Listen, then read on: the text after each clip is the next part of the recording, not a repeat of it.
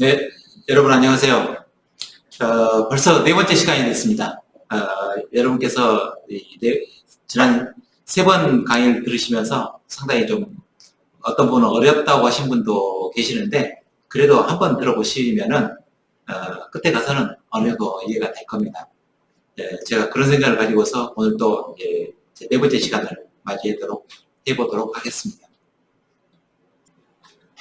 네, 오늘 이제 강의 제목은 인체 이제 3차 방어선, 그 중에서 이제 3차 방어선은 우리가 T세포하고 B세포 두 가지가 있거든요. 그 중에서 오늘 이제 B세포에 대해서 말씀드리도록 하겠습니다. 3단계 방어선을 제가 이야기를 드렸는데요. 1단계 방어선, 1차 방어선은 물리화학적 방어선으로서 우리 그 피부로 보면은 이제 제일 바깥층에 있는 각질층, 그리고 피부의 상피세포가, 피부 상피세포는 우리 이제 각질세포라고 이야기를 하죠. 그 다음에 이제 그 밑에 층에 있는 것이 기점막층이 있죠. 이렇게 해서 물리적으로 이렇게 막는 그 방어선과 거기에 이제 땀에 들어있는 그 산성 성분, 또 거기에 들어있는 항균 성분들이 있어가지고 이걸 막는 그 화학적 방어선, 이렇게 해서 이루어진 것을 말하고요. 2차 방어선은 1차 방어선을 뚫고 들어오면은 그때 이제 작동하는 것이죠. 그때 이제 외부에서 세균이 이렇게 피부를 뚫고 들어오면은 1차 방어선을 다 뚫고 들어오면은 거기에 이제 그 면역세포가 관여를 해가지고요. 주로 이제 이 식균작용을 하는 세포들이죠. 그래서 이제 식균작용을 하는 게 이제 우리가 과립구라고 하는 세포와 그다음에 이제 대식세포가 있고 그다음에 이제 NK세포가 있죠. 그런데 이제 NK세포는 외부에서 들어오는 그런 적보다는 내부에서 발생하는 그런 적에 주로 작동을 한다. 이렇게 말씀을 드렸죠. 이제 이렇게 해서 2차 방어선이 식균작용을 이렇게 다 해서 끝냈으면은 이제 상관없는데, 여기도 뚫고 들어오면은 이제 3차 방어선이 작동이 되는 겁니다. 이 3차 방어선은 면역세포 중에서 림파구, 특히 이제 T셀과 B셀이 여기에 작동을 하게 되겠습니다. 그래서 3차 방어선이라는 것은 내부 침입자 또는 내부 전염자를 면역세포가 특이적으로 제어하는 반응을 우리가 3차 방어선이다. 이렇게 이야기를 합니다. 그래서 여기에서는 우리가 이제 후천적 면역이다, 획득 면역이다, 이렇게 이야기를 하는데 이게 무슨 말이냐면요. 이 면역세포가 외부에 적이 들어오기 전까지는 전혀 활성화가 안 돼 있어요. 그냥 쉬고 놀고 있는 것이죠. 놀고 있다가 외부에서 적이 들어오면 그때 활성화가 일어나요. 활성화가 일어나서 활성화가 되어야지만이 그때 이게 면역세포로서 기능을 할 수가 있습니다. 그러니까 활성화되기 전까지는 면역세포로서 기능이 전혀 없는 상태예요.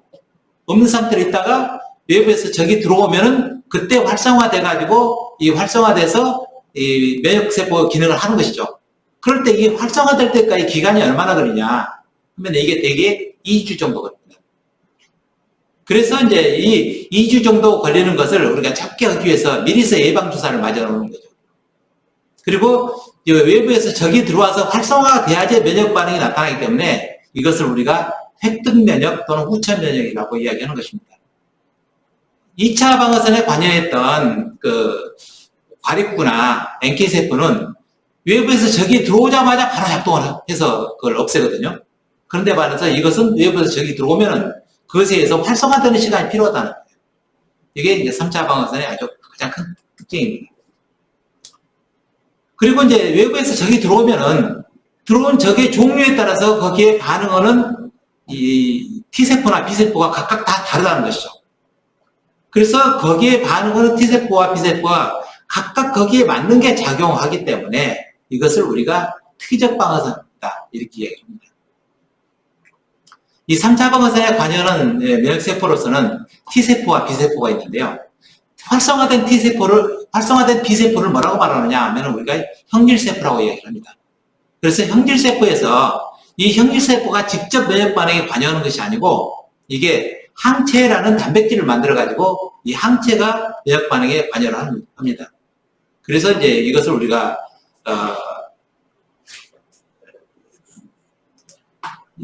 이제 체액성 면역이다 이렇게 이야기를 하고요.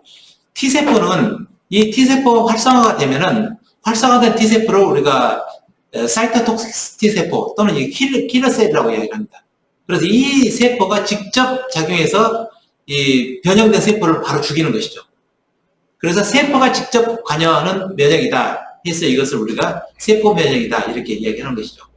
다시 말해서 B세포 같은 경우는 여기에 파란 게 이제 항체라고 생각하시면 되는데, 이 파란 항체가 이 외부에서 들어온 또는 내부에서 발생된 변형된 세포를 이렇게 공격해가지고 이걸 죽게 만드는 것이고, T세포는 T세포가 직접 이 변형된 세포에 작동해가지고 이 변형세포를 죽이는 겁니다.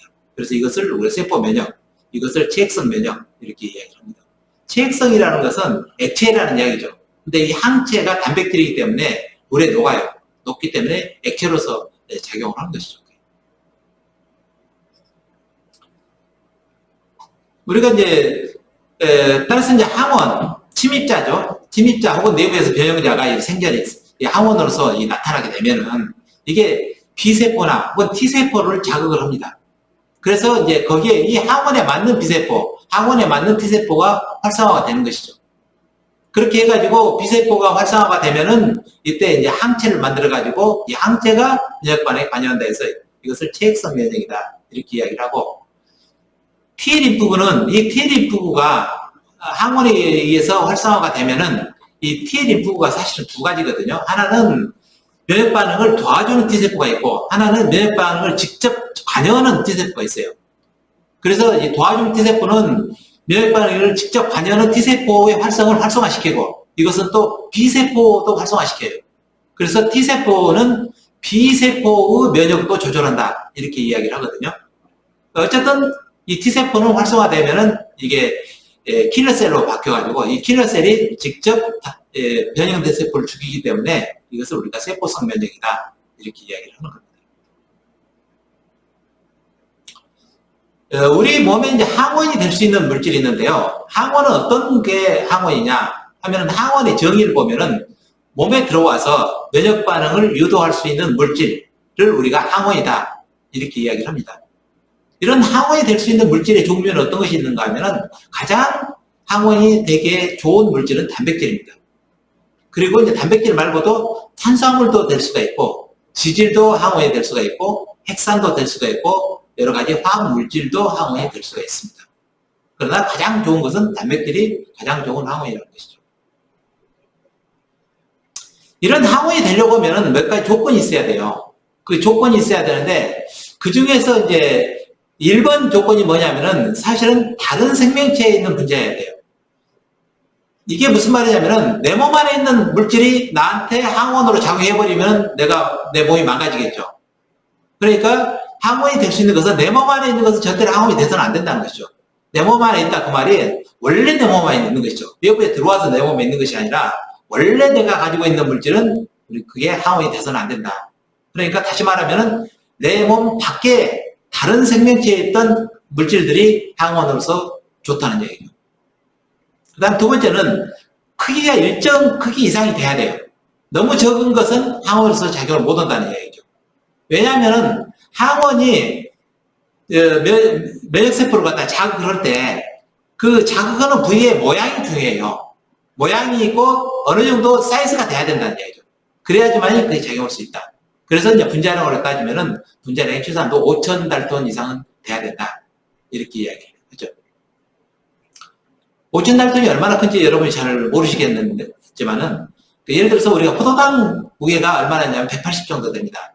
아미노산은 무게가 이제 아미노산 종류 여러 가지에서 각각 다른데 평균 분자로 따지면 110 정도 됩니다. 그러니까 예를 들어 100이라 치면은 5,000이 되려고 하면은 최소한도 아미노산은 50개 이상이 붙어 있어야 된다는 얘기죠. 당으로 따지면, 포도당 따지면 최소한 다 30개 이상 붙어 있어야지 항원으로서 작용을 할 수 있다는 얘기입니다. 그 다음에 항원의 화학 조성. 그러니까 항원을 이루고 있는 물질이 뭘로 되어 있느냐는 거예요. 그랬을 때, 이전에도 말씀드린 것처럼 이게 단백질일수록 더 잘 된다. 당이나 지질은 좀 잘 안 된다는 얘기죠. 그래서 이제 그런 의미로 이렇게 봤을 때, T림프구를 갖다가 활성화시켜서, 다시 말해 T림프구에 대한 항원으로 작용할 수 있는 물질은 단백질, 탄수화물, 지방, 핵산 등 여러 가지가 할 수가 있어요. 제가 말을 잘못해 B림프구를 활성화시킬 수 있는 것은요. 근데 T림프구를 활성화시킬 수 있는 것은 단백질만 가능해요, 사실은. 그러니까 탄수화물이나 지방, 핵산 이런 것들은 T림프 자극이 거의 안 된다. 그렇게 생각하시면 되죠. 그게 왜 그러냐면요. T림프구는 주로 세포를 죽이는 거예요. 그렇기 때문에 세포에 단백질이 차이가 있어서 죽이는 것이지 그 안에 있는 탄수화물이나 지방 이런 걸 차이를 보질 않는다는 얘기죠. 그 다음에 이제 항원이 이렇게 있는데 항원이 이렇게 분자량이 제법 커야 되잖아요. 뭐 최소한 5천 이상은 돼야 된다. 근데 어떤 것은 50만, 500만짜리도 이렇게 있어요. 이렇게 큰 항원이 있을 때 이 항원 중에서 항체가 결합하는 부분은 아주 극히 일부예요. 아미노산 따지면 한 개나 두 개가 서로 겹친 부분, 세 개 겹친 부분 이런 정도에만 작용을 하거든요. 그렇기 때문에 이렇게 항원 하나에는 항체가 결합할 수 있는 부분이 여러 군데가 있다는 얘기죠. 근데 그 항체 결합부하는 부분 모양이 각각 다 달라요. 그러면은 다시 말해서 항원 하나에는 항체 결합할 수 있는 부분이 여러 개 있고 또 이 항원에서 작용을 할 때 어떤 비세포에는 여기가 작용하고 어떤 비세포는 여기가 작용하고 어떤 것은 여기가 작용하고 해요. 그러니까 항원 하나에도 항원으로서 작용하는 부분, 실제로 항체를 만들어내게 하는 그런 부분, 만들어내게 작용하는 그런 부분이 여러 개가 있는데 그 부분만을 말할 때 이걸 뭐라고 말하느냐 하면 이것을 항원 결정 부위라고 이야기해요. 그러니까 이런 항원 결정 부위가 큰 항원에는 여러 개가 있다는 얘기죠. 모양도 각각 다르고. 그래서 이 항원 결정 부위라는 게 뭐냐 하면은 T세포나 B세포를 직접 자극할 수 있는 부분이에요. 직접 자극한다는 건 무슨 말이냐면요. T세포나 B세포의 리셉터, 수용체라는 게 있어요. B세포에 있는 수용체, 그것을 B셀 리셉터라고 이야기하고 T세포에 있는 수용체, 그것을 우리가 T셀 리셉터라고 해요. 이 리셉터에 결합하는 부분, 그게 항원 결정 부위다. 이렇게 아시면 되겠습니다. 그 다음에 이건 이제 용어를 설명하기 위해서 하나 써놓은 건데요. 항원성이라는 게 있고 면역원성이라는 게 있어요. 항원성이라는 것은 항원이 가지는 특성이죠. 그러니까 항원은 뭐냐 하면은 항체 생산을 유도할 수가 있고 다시 말해서 B셀을 자극해가지고 항체를 생산하게끔 유도한다는 얘기죠. 그렇게 해서 만들어진 항체와 반응을 할 수가 있어요. 이 두 가지를 다 할 수 있는 것을 우리가 항원이라고 이야기해요. 항원. 그 다음에 면역원이라는 것은 뭘 말하느냐 하면은 항체 생산 유도는 못 오지만은 만들어져 있는 항체와 반응을 할 수가 있는 거예요. 이것을 우리가 면역원이라고 이야기를 하죠. 이 면역원의 대표적인 물질이 우리가 합텐이라는 물질이 있어요. 이 합텐이라는 물질이 뭐냐 하면은 예를 들면 이런 거죠. 어떻게 보면은 앞에서 말했던 항원 결정부 있잖아요. 이것만을 딸랑 떼놓은 거예요. 딸랑 하나 떼놓았어요. 그래서 이렇게 하면 어떻게 되느냐 하면은 이것이 B림파구에 그 리셉터와 결합은 할 수가 있어요. 결합할 수 있지만은 그 활성화가 안 돼요. B세포로. 그래서 활성화를 시키려면은 여기를 갖다가 이 운반 단백질이 붙어줘야 돼요. 그래서 운반 단백질로서 우리 체내에는 알부민이 많이 있기 때문에 알부민에 결합해서 이 합텐이 들어가 있고 이게 항원으로서 작용을 해버려요. 그래서 이 합텐이 이제 가장 문제되는 부분이 뭐냐면은 예를 들어서 페니실린 같은 경우죠. 우리가 병원에 가서 이 항생제 주사를 맞을 때 스킨 테스트, 피부 테스트를 하지 않아요? 그 피부 테스트를 왜 하느냐 하면은 이 항생제는 분자량이 적어가지고 그 자체가 항원 작용을 못해요. 항원 작용을 못하는데 합텐으로서 작용을 한다는 얘기죠. 그래서 우리가 제일 처음에 페니실린 주사를 맞으면은 그런 사람은 절대로 페니실린 쇼크가 나타나지 않죠. 거기에 부작용이 안 나온다는 얘기죠. 그런데 두 번째로 맞으면은 이게 몸 안에 있는 알부민과 결합해가지고 이게 항원으로서 작용을 해서 이 합텐과 결합할 수 있는 항체가 만들어져가지고 우리 혈액 안에 떠돌아다니고 있다는 얘기죠. 떠돌아다니고 있는데 이때 페니실린 주사를 맞게 되면은 그 항체와 결합해가지고 이제 이게 그 마스트셀에 작용해가지고 이제 쇼크가 나타나요. 그래서 그걸 테스트하기 위해서 미리서 페니실린을 우리가 피부에다가 아주 낮은 농도로 해서 주사를 해보면은 그 주위에 빨갛게 염증 반응이 나타나면은 주사 맞으면 안 되겠다. 다른 약으로 바꿔야 되겠다. 이런 식으로 하는 거죠. 그래서 그게 페니실린이 대표적인 우리가 합텐이다. 이렇게 생각하시면 돼요. 펜실하고 아주 비슷한 거. 온나무 있잖아요. 온나무에 옷 오른다 해서 이제 우리가 그게 그 반응인데, 이 온나무의 성분 우르시올인데 이 우르시올도 역시 합텐이에요. 그래서 온나무에 제일 처음에 노출되면 옷이 안 오릅니다. 이건. 그러다가 이제 자기도 모르게 언제 노출됐는지 어쩐지 모르지만은 옷이 오른다 하는 이야기는 이미 그 전에 노출돼 가지고 이 우르시올에 대한 항체가 내 몸속에 지금 현재 있다는 얘기죠. 그렇기 때문에 이게 이제 온나무에 대한 과잉 반응이 나타나게 되는 겁니다. 어쨌든 이런 합텐이라는 게 있다. 합텐은 뭐냐면은 분자량이 적어가지고 항체 생산을 직접 유도는 못하지만은 이게 우리 몸에 들어오면은 우리 몸속에 있는 알부민과 결합해가지고 항체 역할을 해버리는 거예요. 그렇게 해서 항체가 만들어져 있으면은 거기에 이제 이게 다시 두 번째로 들어오게 되면은 이제 과잉 반응이 나타나서 여러 가지 문제를 나타날 수 있다. 이런 이야기죠.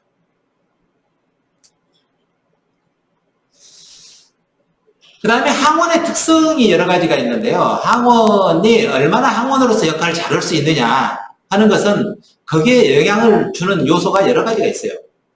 1번째는 항원 자체 내의 특성에 따라서 달라진다는 얘기죠. 그래서 이제 이전에도 이 전 슬라이드에서 말씀드린 것처럼 얼마나 이질성이 있느냐, 내 것이 아니고 얼마나 나하고 다른가, 많이 다를수록 항원 작용을 더 잘한다는 얘기죠. 그 다음에 분자량이 일정 사이즈 이상은 돼야 된다. 화학 조성이 복잡해야 된다. 그리고 항원 진시세포, 안티젠 프레젠스 셀, 다시 말해 마크로페이지에 들어가서 그 안티젠이 그 안에서 프로세싱이 돼요.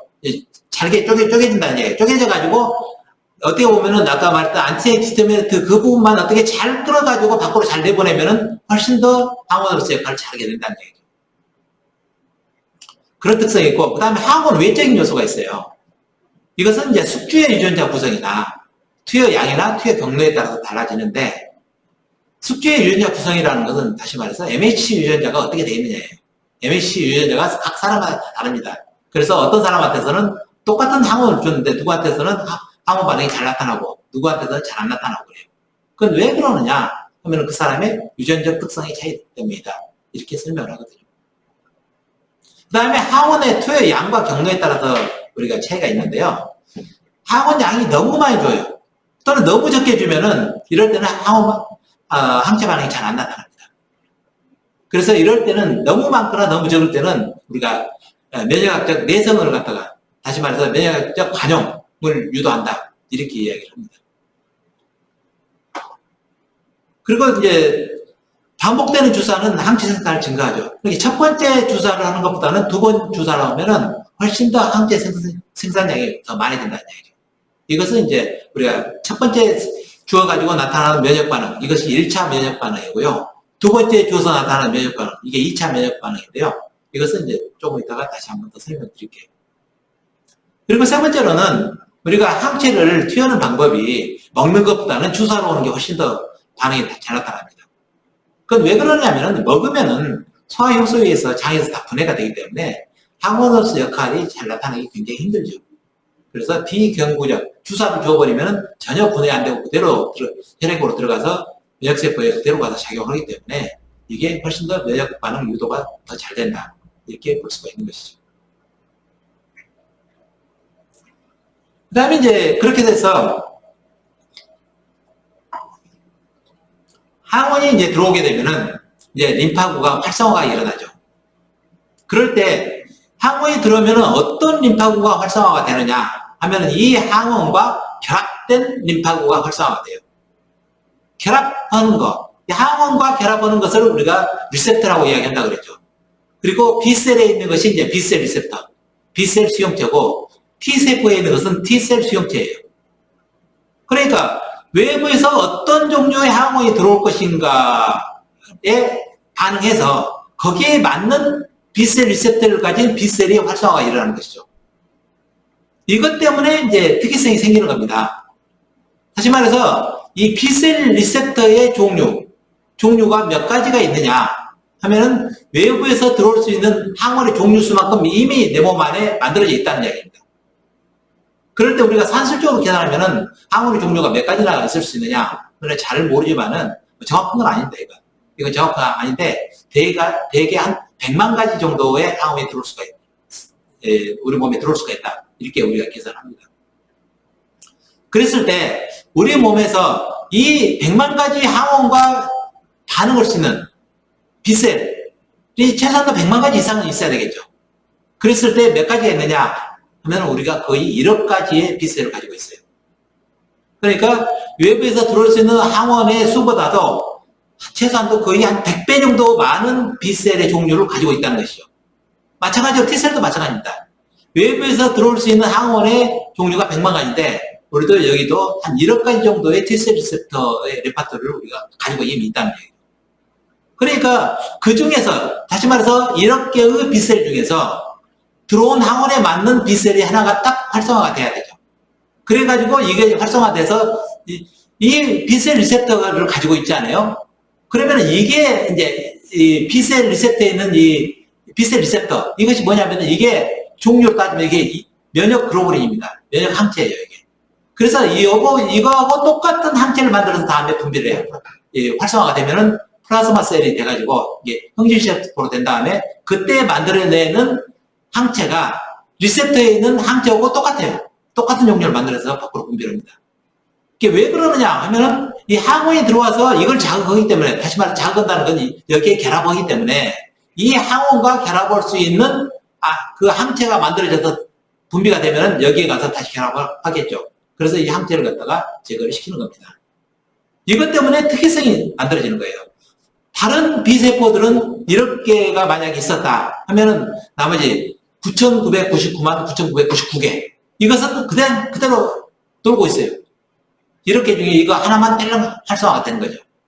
그래서 이게 활성화가 되면은 활성화 된다는 게 두 가지인데 하나는 분화가 일어나는 세포 수가 늘어나는 거고 그 다음에 이게 이제 항체를 분비할 수 있는 세포로 변형이 일어나는 거예요.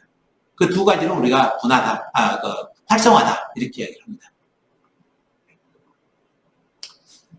T세포와 B세포가 항원을 인식하는 방법에 근본적인 차이가 있어요. 무슨 차이가 있느냐 하면은 B세포는 항원이 혼자 단독으로 온 것을 인식을 해요. 여기에 결합할 수 있다는 얘기예요. 거기에 반해서 T세포는 혼자 단독으로 오는 항원은 결합을 알아보지는 못해요. 이건. 반드시 항원 제시세포라는 이 세포가 MHC 분자에다가 항원을 결합시켜가지고 와야지만이 그걸 알아본다는 얘기예요. T세포는. 그래서 T세포가 항원을 인식할 때는 반드시 이걸 갖다주는 세포, 그게 이제 마크로페이지 계열인데요. 이 마크로페이지 계열들이 이걸 프로세싱을 해가지고 항원을 만들어서 이렇게 가지고 와야지만이 이걸 인식을 하는 데 반해서 B세포는 항원이 오기만 하면은 이걸 단독으로 인식을 할 수가 있다. 이런 굉장히 큰 차이점이 있죠. 그래서 우리가 이제 쥐한테 항원이 이렇게 들어가게 되면은 이 B셀이 활성화가 되고 T셀이 활성화가 됩니다. 그럴 때 T셀은 두 가지 세포가 활성화가 되는데요. 하나는 헬퍼 T셀, 이게 도움 T세포라는 게 활성화가 되고 또 하나는 킬러 T셀이 활성화가 되는 겁니다. 그럴 때 이 도움 T셀이 먼저 활성화가 돼가지고 이 도움 T셀이 킬러 T셀 활성화도 도와주고 이 도움 T셀이 B셀의 활성화도 도와줍니다. 그래서 이제 이 도움 T셀이 있기 때문에 이것 때문에 우리가 B세포 활성화에 T세포의 도움이 필요하다. 이렇게 이야기를 하죠.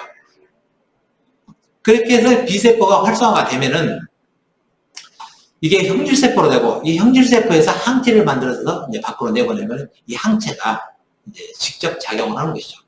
면역 반응에 직접 작용한다. 다시 말해 세균에 가서 결합하고 또 어떤 독성 물질에 가서 결합하고 이렇게 한다는 얘기죠.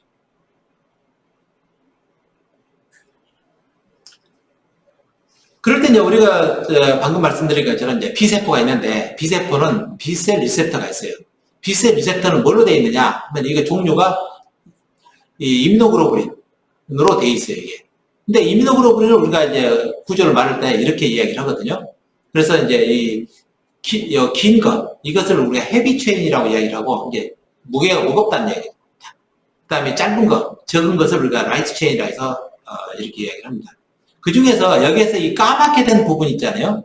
까맣게 된 부분은 아미노산의 시퀀스가 아주 일정하다. 그러니까 딱 정해져 있어요. 여기 이건 5가지 종류로 딱 정해져 있고 그 다음에 이 하얗게 된 부분 있잖아요. 이것은 종류가 굉장히 다양하죠.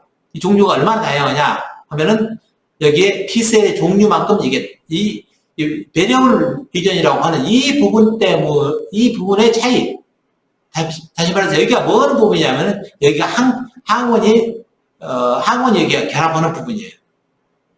그래서 이 항원 결합하는 부분이 각각 다른 B세포가 10의 8승까지나 우리 몸에 존재하고 있다는 얘기죠. 그러니까 우리 몸에 B세포가 10의 8승까지가 있는데 그건 뭐 어떤 부분이 차이냐 하면 B셀 리셉터 중에서 이 베리어블 포션의 차이가 10의 8승까지가 있다. 그렇게 이야기를 하는 것이죠. 그러면 어떻게 해서 이 10의 8승까지 이게 만들어지느냐 하는 거죠. 그래서 이제 이 B셀 리셉터가 있는 거, 이것을 우리가 성숙된 B세포로 이야기를 하고 B셀 리셉터 없는 그 줄기세포, 그것은 이제 원조 B세포가 있죠. 원조 B세포가 이 B셀 리셉터를 가진 성숙한 B세포로 만들어지는 이 과정을 우리가 분화라고 이야기합니다. 분화. B세포의 분화. 이 B세포의 분화하는 과정에서 어떤 게 일어나느냐 하면은 유전자 조각 재배열이 일어난다 그러죠. 이 유전자 조각 재배열 과정에서 B세포 수가 10의 8승까지가 생긴다는 얘기예요. 한 가지가 10의 8승까지로 바뀝니다. 이건 어디에서 일어나느냐 하면 이건 골수에서 일어납니다. 그래서 골수세포에서 B세포가 분화가 다 된 다음에 분화가 끝나면은 성숙한 B세포가 돼가지고 이게 나와서 림프절로 갑니다. 그래서 림프절에서 기다리고 있다가 항원을 만나면은 여기서 활성화가 일어나는 것이죠. 그래서 여기에서 지금 골수세포에서 B세포의 분화 하면은 B세포의 분화가 뭘 말하느냐 하면은 여기에 리셉터가 생기는 건데 이 리셉터가 임무글로불린이잖아요. 면역글로불린. 이 면역글로불린의 유전자 재배열이 일어나는 과정을 우리가 분화다 이렇게 이야기를 하는 거죠. 재배열이 어떻게 일어나느냐 하면은 면역글로불린이기 때문에 헤비체인과 라이트체인 두 가지가 있다 했잖아요. 그래서 이 헤비체인의 유전자 조각 재배열이 일어나는데요. 헤비체인이 처음에 그 줄기세포에는 어떻게 되어 있느냐면은 그 베리어블 포션이 세 군데로 나눠져 있어요. 세 조각으로 나눠져 있는데 그 중에서 V 리전이라는 게 있고 T가 있고 J 리전이라는 게 있어요. 그런데 V 리전이 몇 조각으로 나눠져 있느냐 하면 300조각이 있어요. 그리고 T는 25조각이 있고 J는 6조각으로 나눠져 있어요.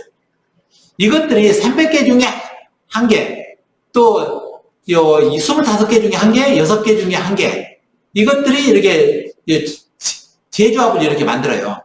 여기까지 이렇게 만들어지는 거. 그래서 여기서 하나 끊어져 나고 이거 하나 끊어져 나고 이렇게 하나 끊어져서 여기까지 되는 거. 이것이 이제 분화가 되는 겁니다. 이게. 그래서 이걸로 바뀌는 것이 이 골수에서 분화되는 과정에서 일어나는 거거든요. 그렇게 했을 때 이 300개하고 25개하고 6개가 한 개씩 모여가지고 나올 수 있는 경우의 수가 몇 가지가 나올 수가 있느냐를 우리가 수학적으로 계산할 수가 있는데요. 이걸 계산해보면은 300개 중에 하나, 그 다음에 25개 중에 하나, 그 다음에 6개 중에 하나니까 이걸 곱하면 됩니다. 그래서 300 곱하기 25 곱하기 6이 되고요. 그 다음에 이제 V하고 이 T 부분이 끊어져서 여기가 다시 이어져야 되잖아요. 이어질 때 우리가 이제 유전자가 어떻게 생기냐면은 베이스 3개가 모여가지고 하나의 코돈이라는 걸 만들어요. 그럴 때 3개가 첫 번째가 끊어질 수 있고 두 번째가 끊어질 수 있고 세 번째가 끊어질 수가 있어요. 그래서 한 번 끊어졌다 붙일 때 나타날 수 있는 경우 수가 3개씩 생긴다는 얘기죠. 제조합 부분에. 그래서 그것이 여기가 하나, 둘, 세 군데를 다시 곱해주면은 이렇게 해서 나타날 수 있는 경우 수가 121만 5천 가지가 만들어질 수가 있어요. 그래서 121만 5천 가지가 만들어지고 똑같이 라이트 체인도 V 리전이라는 거 있고 여기는 J 리전이 두 가지가 있어요. 여기는 V, B, J 이렇게 세 군데로 있는데 라이트 체인은 V, J 두 군데도 있고 V도 저기 300개 있는데 여기 40개로 되어 있고 J가 여기 5개로 되어 있어요. 그래서 이것도 역시 마찬가지로 우리가 산술적으로 계산해보면 40 곱하기 5에다가 여기 한 번, 여기 한 번 두 군데니까 33 해보면 이게 1800까지가 이게 만들어질 수가 있어요.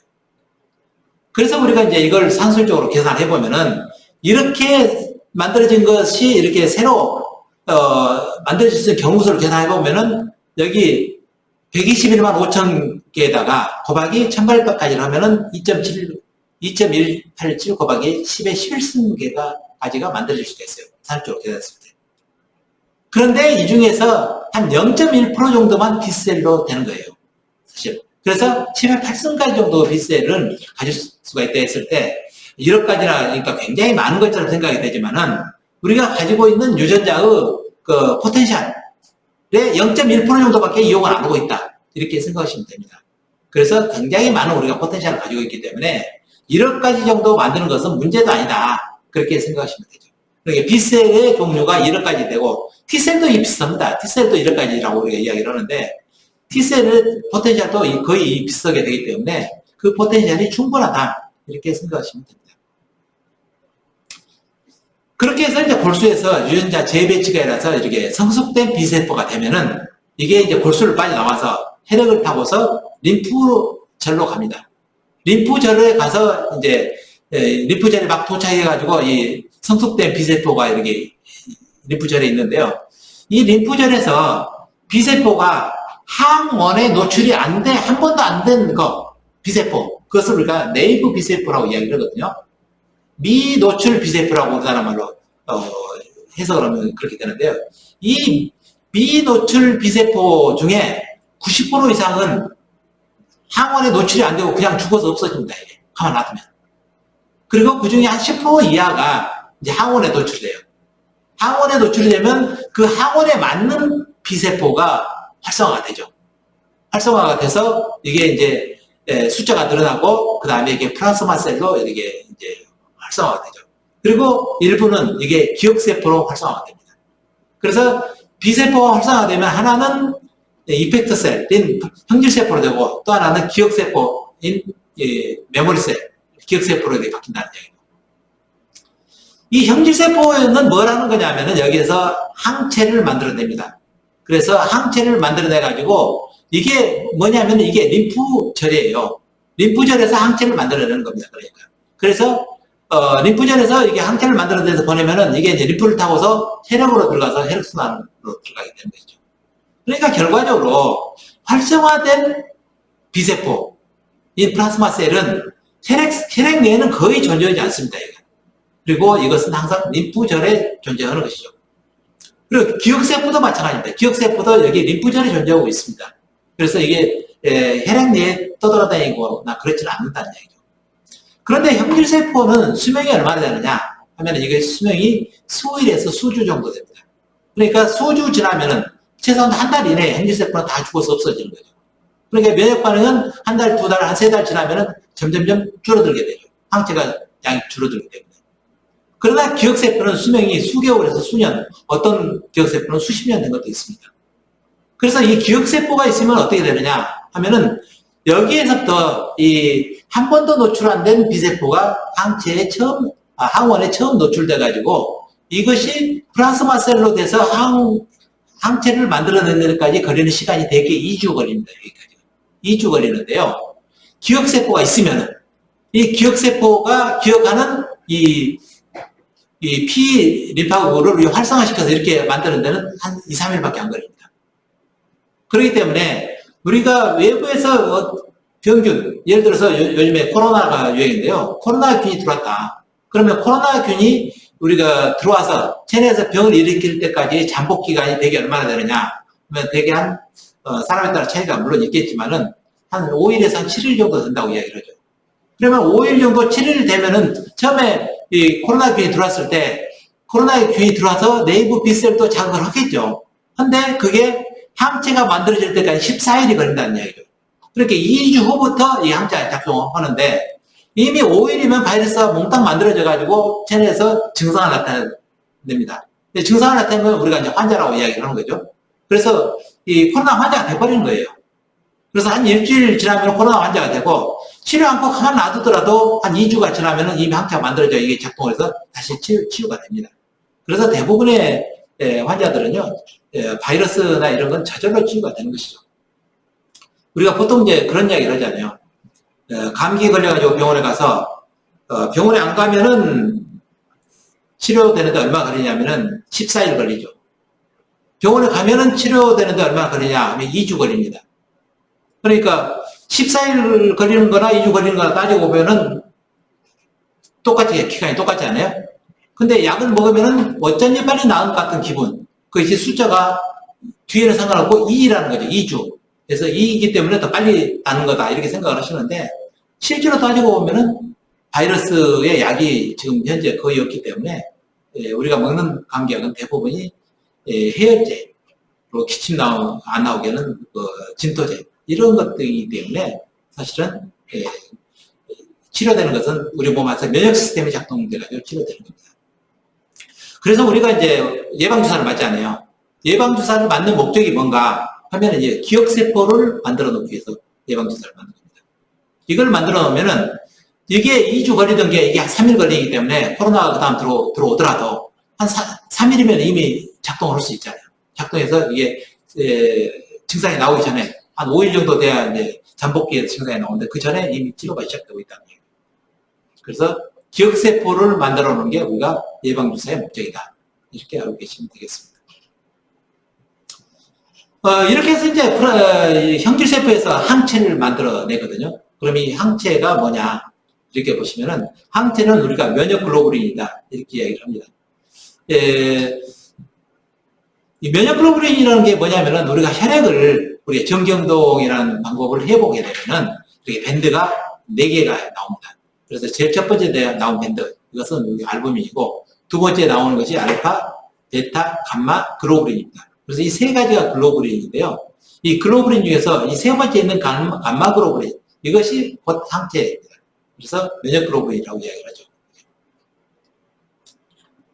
면역글로불린은 항체이기 때문에 구조가 이렇게 생겨 있어요. 그래서 긴 거 헤비체인 2개하고 라이트 체인 2개로 연결이 만들어져 있죠. 이 사이에는 이제 다이설파이드를 들어서 화학결합에서 연결이 되어 있어요. 이렇게. 그 중에서 이쪽 부분에 항원이 결합하죠. 그래서 이 부분을 우리가 항원 결합 부위라고 이야기를 하고요. 이 반대 부분, 이것은 이제 이걸 이제 우리가 효소를 막 끊어가지고 보면 이게 단순해가지고 이게 뭔가요? 결정을 이루거든요. 결정을 우리 크리스탈이라고 이야기하는데 크리스탈라이저블 프래그멘트에서 FC라고 이야기를 하거든요. 그래서 어쨌든 FC라는 부분이에요. 이쪽은. FC라는 부분과 여기 FAB라는 부분이 있죠.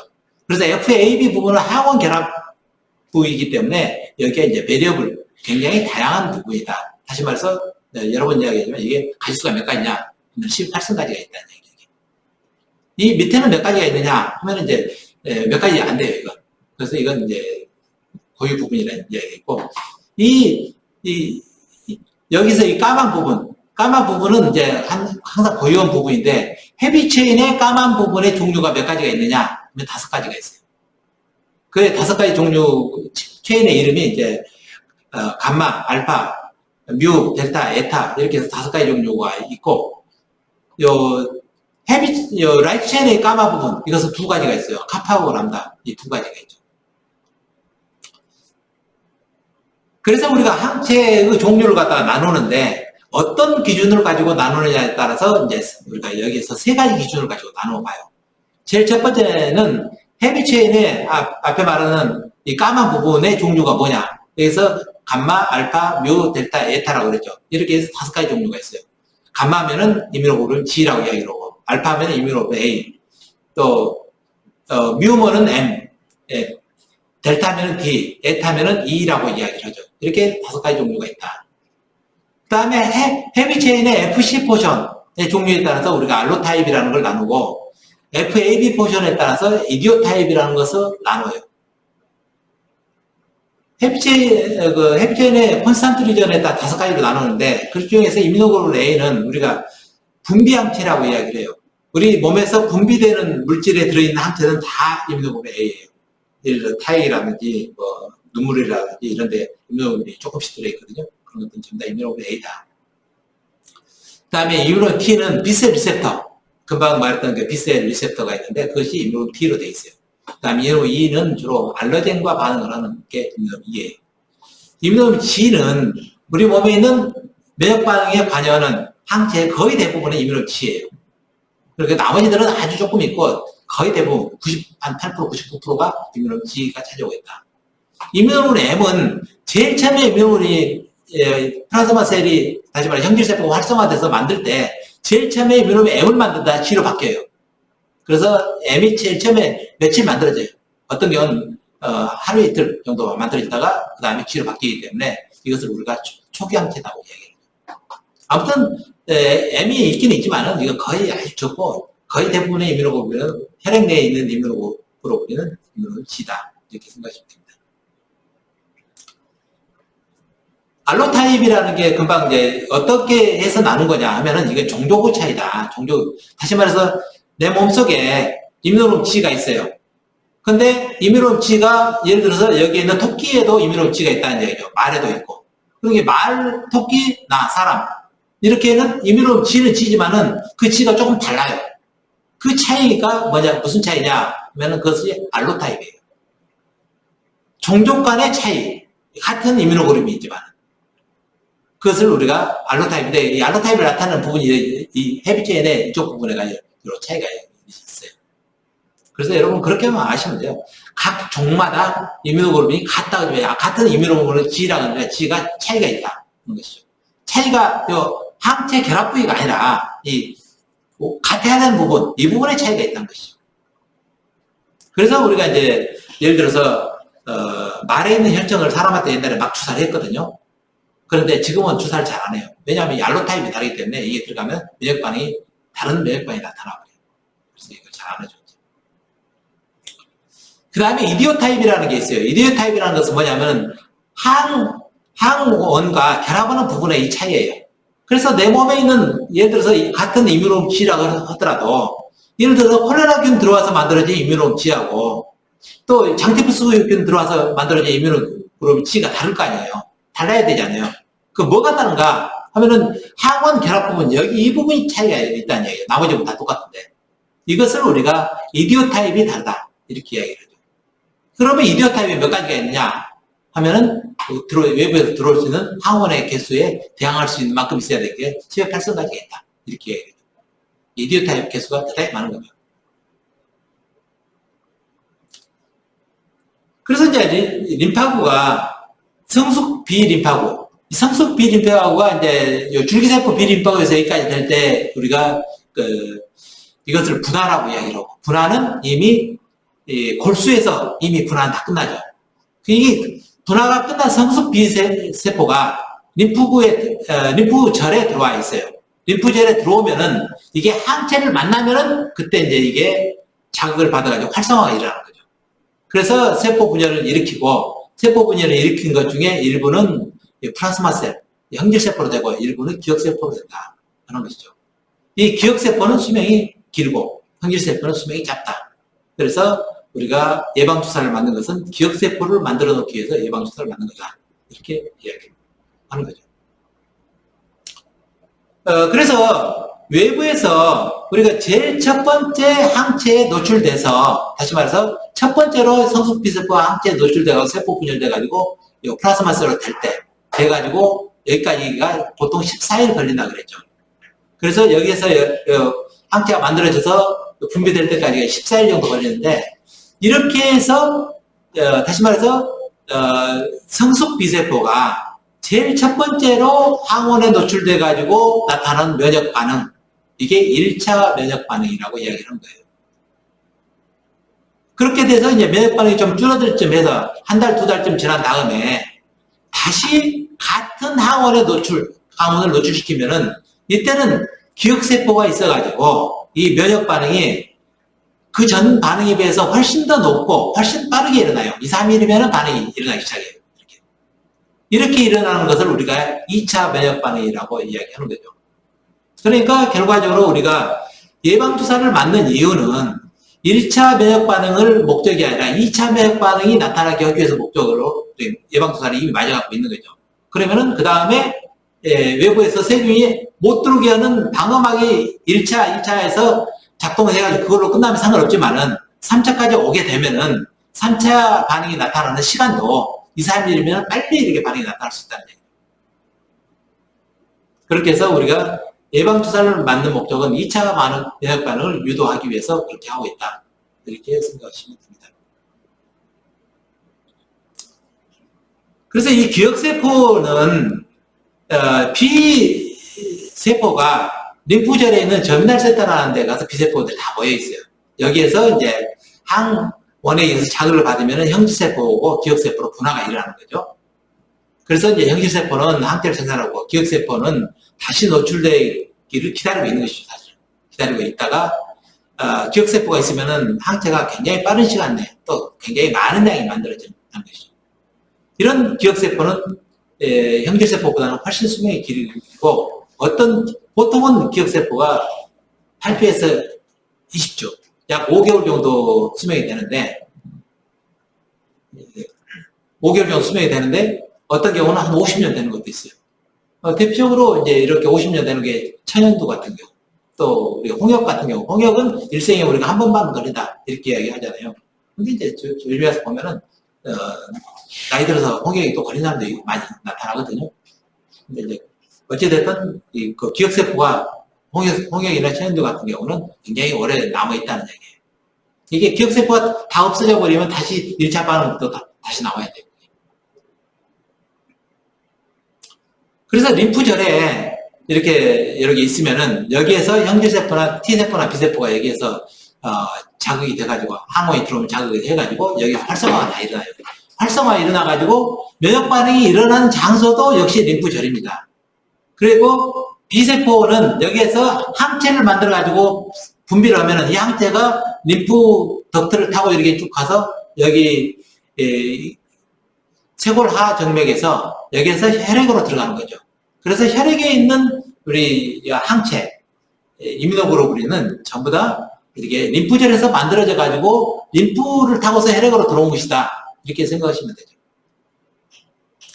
그래서 우리 몸에서 형질세포나 활성화된 T세포가 주로 어디에 모여 있느냐 하면 주로 이 림프절에 다 모여 있습니다.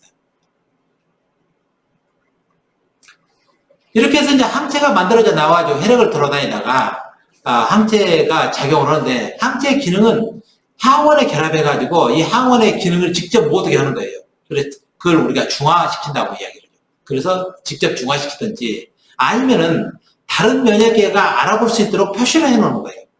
다른 면역계라는 게 뭐냐면은 예를 들어서 식균세포라든지 NK셀이라든지 아니면 T세포가 이 항체가 결합되어 있는 세포가 있으면 그걸 가서 잡아 죽이는 거예요. 그리고 보통 이제 이 항체는 기능이 세균이나 바이러스에 모두 효과적이에요. 거기에 반해서 T세포는 세균에는 별로 작용을 안 해요. 그리고 T세포는 주로 바이러스에 효과적이죠. 바이러스에 다이렉트로 효과적인 것이 아니고 바이러스에 감염된 세포를 갖다가 죽이는 거예요. 사실.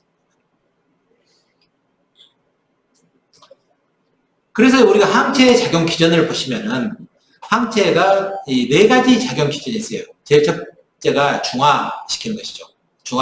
중화시키는 항체를 우리가 중화항체다. 이렇게. 중화라는 것은 좀 이따 다시 설명드릴 거고요. 그 다음 두 번째는 옵선인화죠.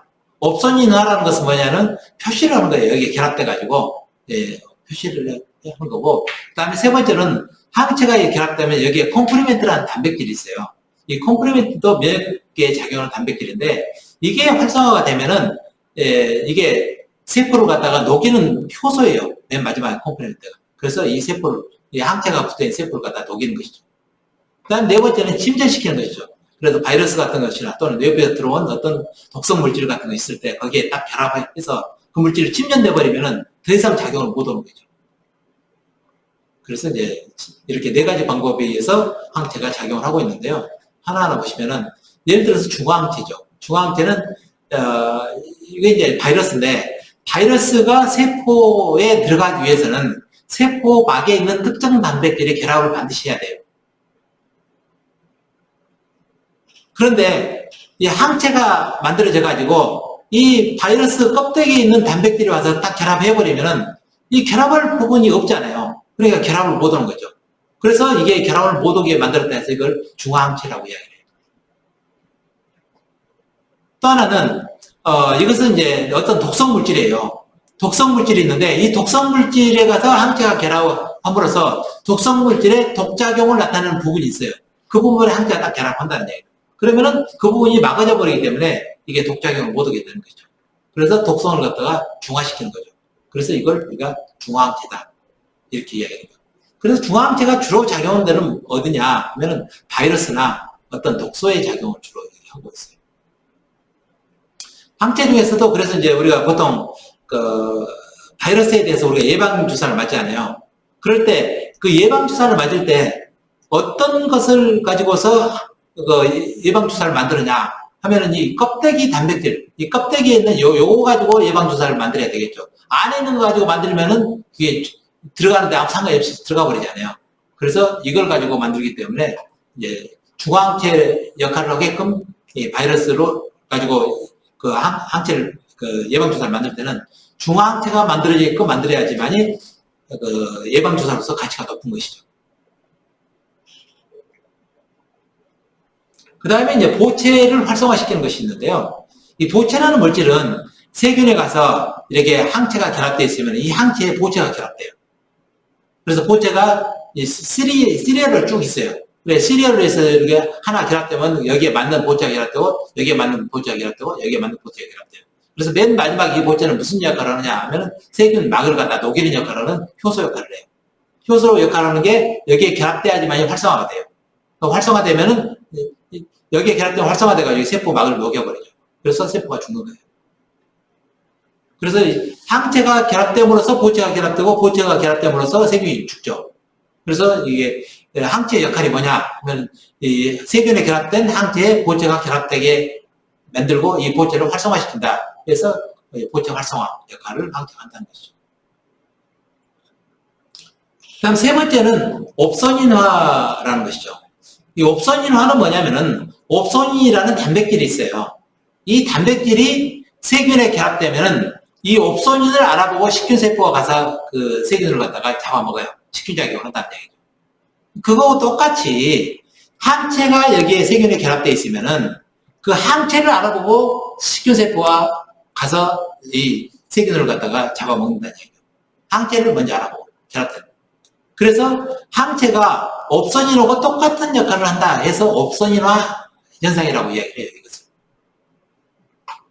그래서 이 항체 역할이 보시게 되면은 이 앞에서 이렇게 다시 한번 보시면은 이게 항체가 나와서 이 작용을 하는데 어떻게 작용하느냐 하면 1번이 중화시키는 거고 2번이 보체를 활성화시키는 것. 3번이 옵소닌화. 그다음 네 번째는 우리가 이 침전시켜서 그렇게 한다는 것이죠. 그래서 여기까지가 이제 그 B세포가 활성화돼가지고 이렇게 우리 체내에서 그 특이적 면역 반응을 한다 이렇게 이야기를 하는데 이 특이적이라는 게 뭐냐 하면은 특정한 다시 말해서 항체에 맞는 B세포가 활성화되고 그것에 의해서 만들어진 항체는 그것을 자극시킨 항원에만 가서 작용하는 거고 다른 데는 전혀 작용할 수 없죠. 왜냐하면 생긴 모양새가 그거하고 똑같이 생긴 것에만 작용할 수 있도록 처음부터 만들어지기 때문에 그렇다는 것이죠. 그래서 B세포는 반드시 외부에서 항원이 들어와서 자극을 해야지만이 그때 활성화돼서 면역 반응을 나타낼 수가 있죠. 그래서 이것을 우리가 후천성 면역이다 이렇게 이야기를 하고 면역 반응은 활성화되는 단계가 이 면역 B세포가 굉장히 숫자가 많이 늘어나요. 얼마나 늘어나느냐 하면 최소한도 수십만 내지 수백만 배로 늘어나요.